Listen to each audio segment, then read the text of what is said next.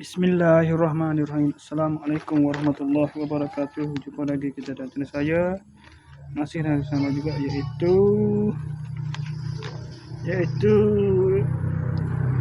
hari bulan November 2025 Masihi bersamaan dengan 22 Rabiul Awal 1447 Hijriah. Sekarang ni pukul 6.50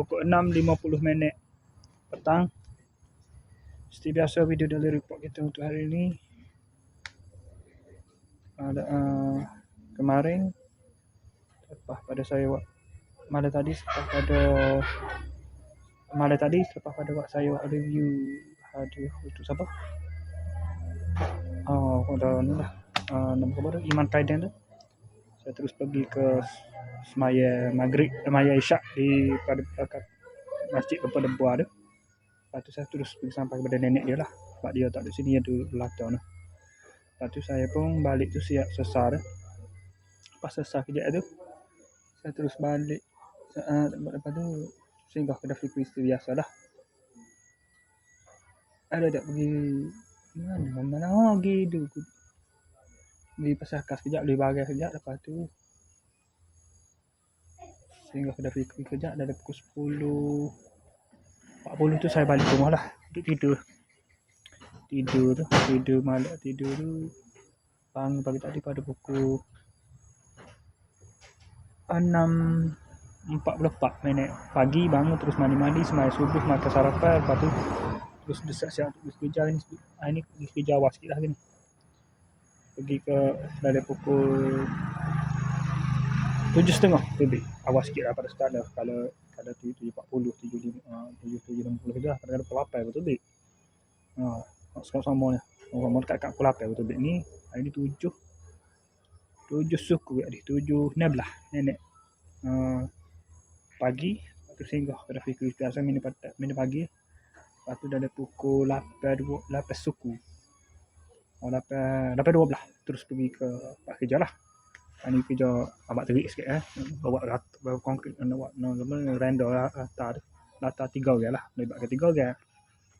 Lepas tu bila siap kerja tadi dalam pukul 3.20 pun siap. Setiap malam siap muju lah, lega lah. 3.30 balik sini lah. Tak balik ke rumah lagi ni. Singgah sini. Mandi maya lohor pada pukul 3.50 mandi lohor. Lepas tu semaya asar. Masuk waktu asar tu terus semaya asar.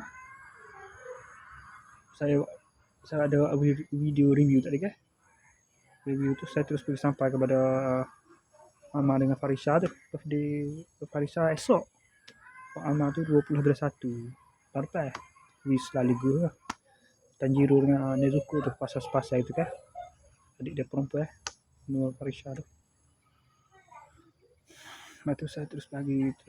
Lepas tu berjanji dengan Fikri kan. Lepas sawi tu terus pergi ke mana, ke Darau yang ambil kambing untuk acara event esok. Acara bedah esok. Tanya bedah esok lah. Arena ke Fikri Puchong. Lepas tu kerja hari ni duduk cara petani, saya aktiviti petani duduk cara urus masalah kambing tu lah. Untuk sampai esok tu. Lepas tu lewat yang buat video ni. Okay. Lepas sudah mandi agak ni baru tu ingat tak buat lagi video, tak buat lagi. Duduk dah fikir lagi tak ni. Dari pukul